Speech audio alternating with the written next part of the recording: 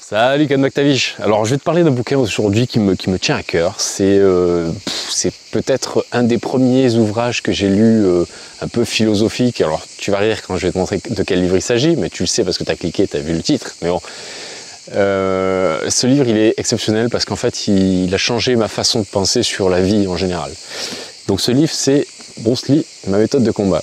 Alors outre le fait que c'est un livre et que tu n'apprends pas à te battre avec un livre, Bruce Lee c'était quelqu'un qui était exceptionnel en termes de philosophie, il était avant-gardiste sur les méthodes d'entraînement, sur le développement du corps.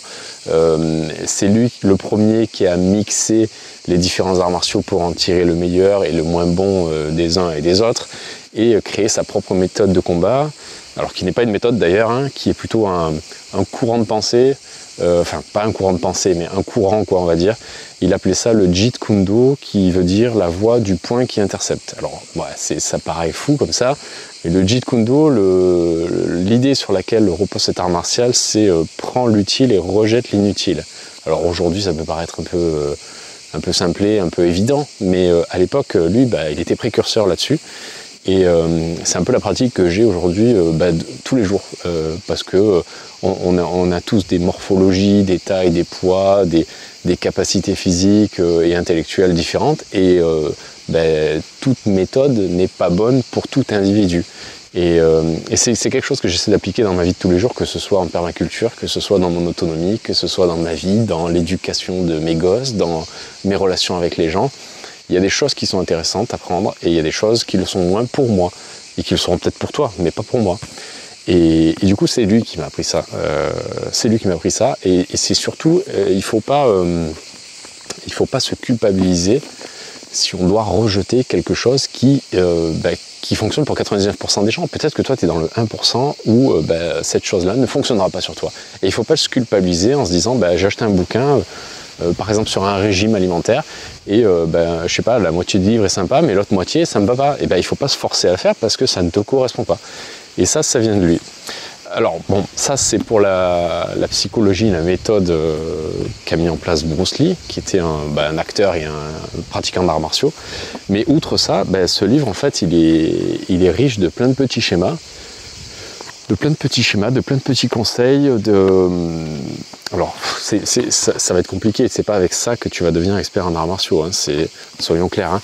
Mais c'est sur la psychologie, c'est sur l'attitude à avoir, quel type d'entraînement il faut mettre en place.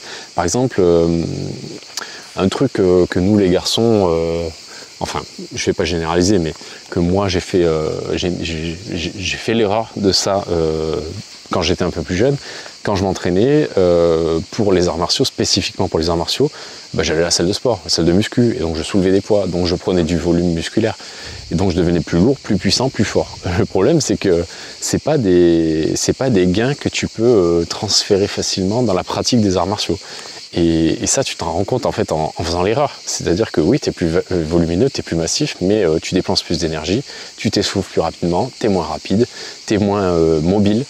Et du coup, Bruce Lee, lui, il disait de ne pas craindre quelqu'un qui a appris 10 000 techniques, mais craindre celui qui a pratiqué une seule technique 10 000 fois.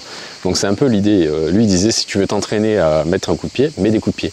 Ça paraît bête, ça paraît débile, mais en fait, tout le schéma moteur, le schéma moteur, le renforcement articulaire, le renforcement musculaire autour de l'exécution du mouvement va te permettre d'améliorer ce mouvement et de gagner en puissance, gagner en rapidité, etc. etc.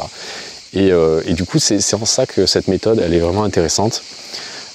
Outre les petites allusions qu'il fait des fois philosophiques qui sont intéressantes, il avait beaucoup d'esprit, Bruce Lee, très très intelligent. Il avait fait une licence de psycho, et donc voilà, le livre est ponctué de plein d'anecdotes comme ça de sa vie.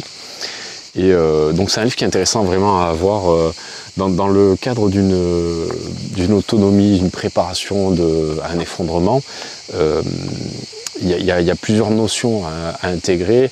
L'entraînement physique, c'est critique parce que si tu n'es pas capable de faire quoi que ce soit physiquement, ben, tu n'arriveras à rien.